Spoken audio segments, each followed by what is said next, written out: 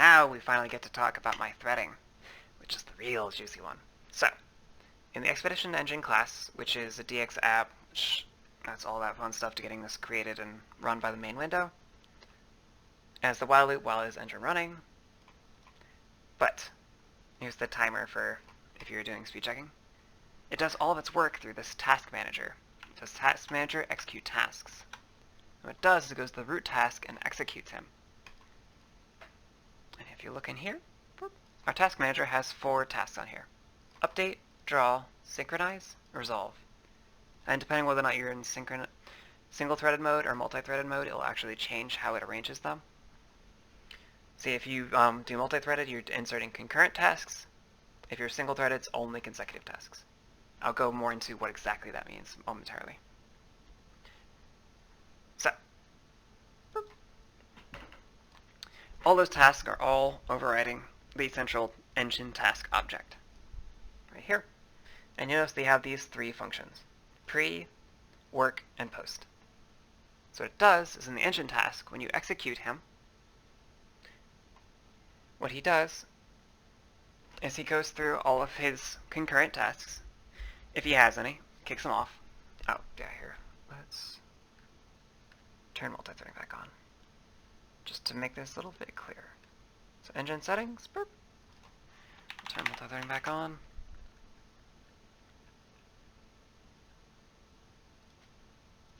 Okay, yep, you go through your list of concurrent tasks, and you kick them off. So you have to first mark it as started, then you go to the thread manager, and execute task. Which the thread manager then does. Yeah, threading, fun stuff. But the thread manager controls a pool of worker threads. These worker thread objects are in here. Worker thread. These guys. They are the ones that actually control the up there, STD thread. There it is. So the worker threads actually control all the actual thread logic. And you'll actually only interact with him by telling him, by assigning him a task. Here's a brief look of basically what they do is that thread gets stuck in this while loop. While thread needed, execute it, say I'm not assigned, pull myself, sleep, threading, fun stuff. So, your concurrent tasks just go to the thread manager saying, hey, I need this task done. Thread manager passes it to a worker thread, he does it, and he comes back later. So, once he's done with that loop and all of his concurrent tasks are kicked off, he'll start a stopwatch, he does his work. That's the work function. And then, once you're done, you go and wait on all of your concurrent tasks. This is a function in the task object, right here.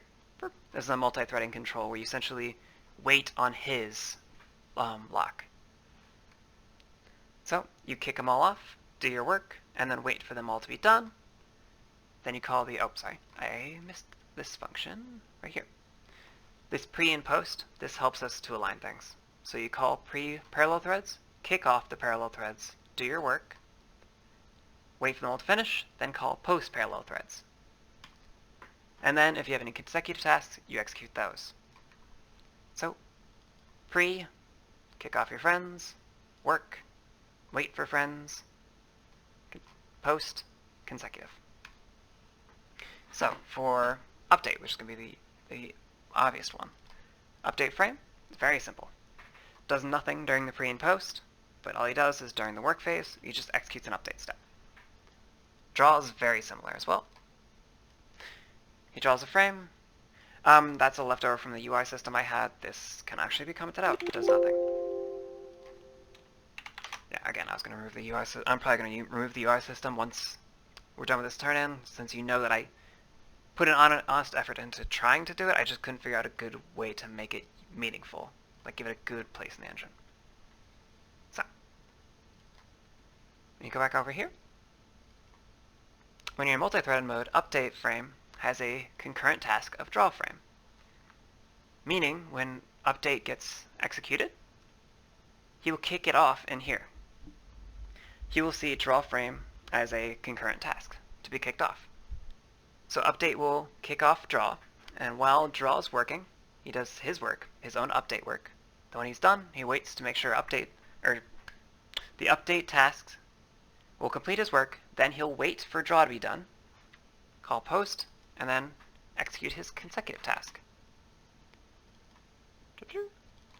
Which in this case, your consecutive task is resolve frame.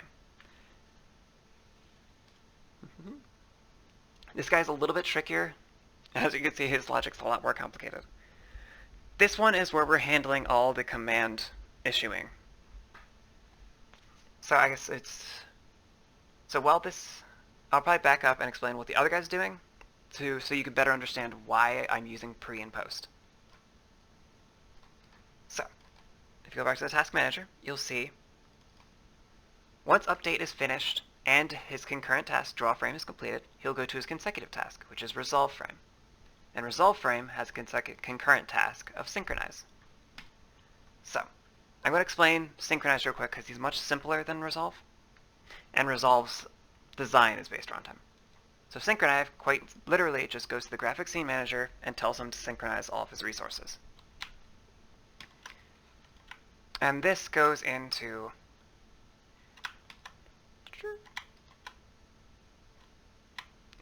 the graphics resource manager, synchronize. So, something I made for Emeline are these double buffer objects. Graphics resource pools, vector, matrix. So you get these nice little double buffers, where draw and update are working in two completely different buffers, and then during synchronize, you just copy them over.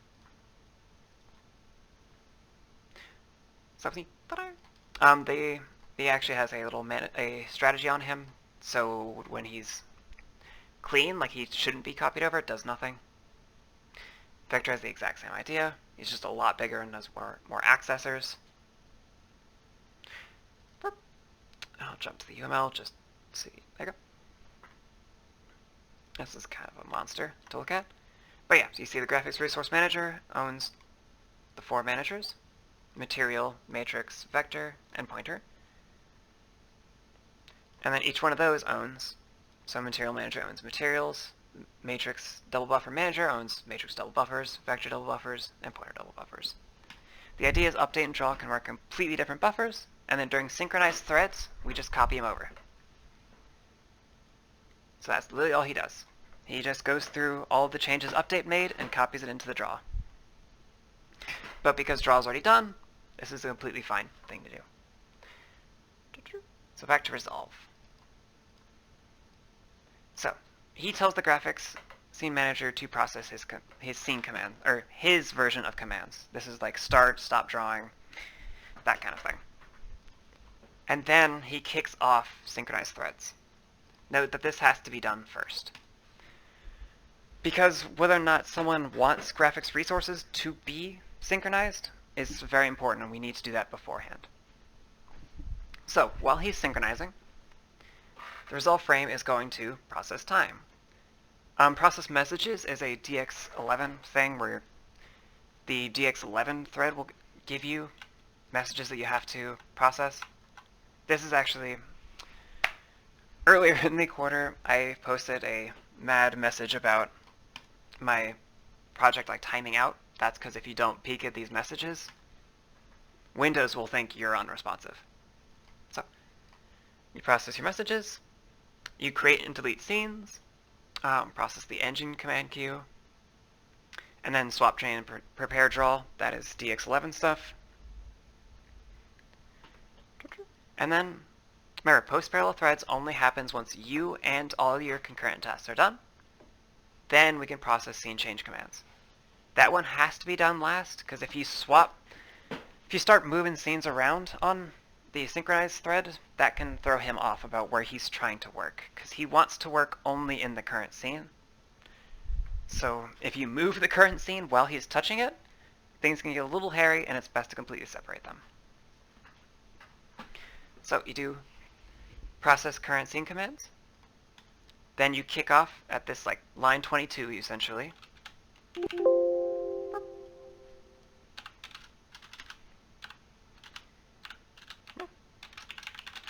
Kick off the synchronized threads tasks.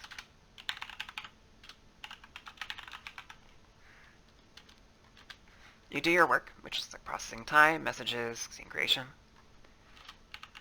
Then you wait for synchronize to be done.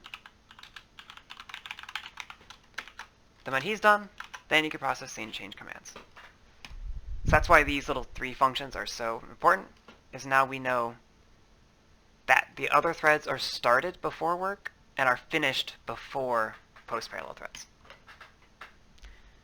So that's basically the basic idea. I know multi-threading is not really your major area, so I don't know how much I can go into the worker thread and why I did what I did here. He's nothing too crazy. It's just essentially a bunch of little worker objects that are owned in the thread manager's pool. No one else is aware of the threads except the thread manager. Literally everyone else just tosses the thread manager tasks, and yep. You toss thread manager a task, and he just magically gets it done for you. Oh, and the reason why the tasks can communicate is the tasks here know if they're executing a task. So because they have references to each other, they can look at this is executing task to know if they're done. So tasks communicate with each other and have no idea that the threads exist. So it goes from engine to the task manager.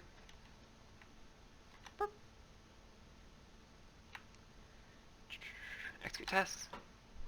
To the root task. All of his concurrent tasks, his work, and all of his current tasks are finished, then his consecutive tasks. So that's why we can do single-threaded as well. With single-threaded, you just do update frame is your root.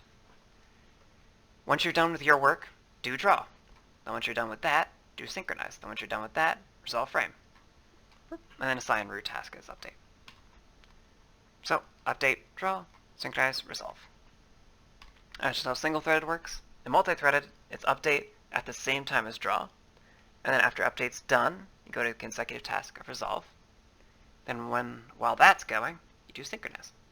So they work in pairs.